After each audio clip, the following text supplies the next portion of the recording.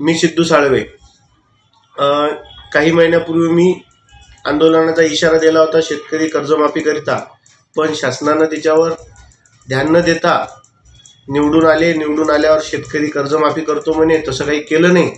पण येत्या 15 दिवसात जर शेतकऱ्याची कर्जमाफी नाही केली तर तीव्र आंदोलन करण्यात येईल आणि शासनाला कर्जमाफी करण्यास भाग पाडण्यात येईल एवढं सांगतो. आणि शेतकऱ्याला उल्लू बनवायचं काम शासनानं सोडून दिलं पाहिजे. मुख्यमंत्री म्हणत की बा मी शेतकऱ्याची सरसकट कर्जमाफी करतो, किती बँकेचे कर्ज असले ते शेतकऱ्याचे कर्ज माफ झालेच पाहिजे. मोठ्या लोकांचे कर्ज तुम्ही माफ करता, आमच्या शेतकऱ्याला म्हणजे मार्च एंडिंग आली, असं आलं तसं आलं, त्याच्यामुळे मार्च एंडिंगच्या पहिले शेतकऱ्याची सरसकट कर्जमाफी झाली पाहिजे.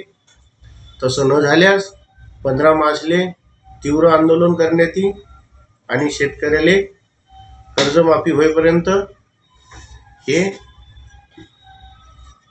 जय भीम जय शिवराय.